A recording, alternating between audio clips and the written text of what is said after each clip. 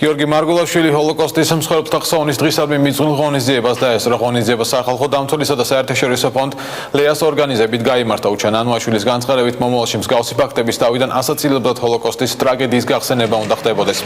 ღონისძიებას ამერიკის შეერთებული შტატების ელჩი საქართველოში რიჩარდ ნორლანდი, ასევე დიპლომატიური კორპუსის სახელმწიფო უწყებების წარმომადგენლები და სახალხო დამცველთან არსებული რელიგიათა და ეროვნულ უმცირესობათა საბჭოების წევრები დაესწრნენ.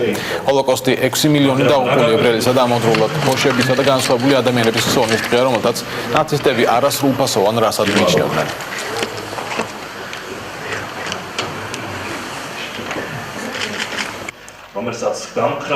შეხვედრაზე მე აღვნიშნე, რომ ჩვენ ვართ ერი, სადაც ებრაელები 26 საუკუნე ცხოვრობდნენ და მე ვარ ამაღი ამით.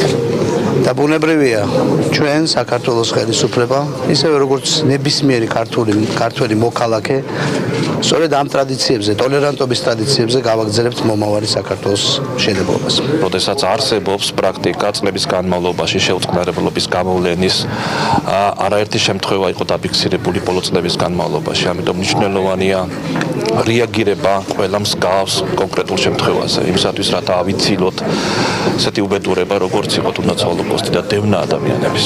მნიშვნელოვანია გავიხსენოთ ჰოლოკოსტის მაგალითები, წარმაგალითები და ის რომ შეუწყნარებლობის მცირე ტალღამაც კი შეიძლება გამოიწვიოს ის საშინელი ტრაგედია, როგორიც იყო ჰოლოკოსტი.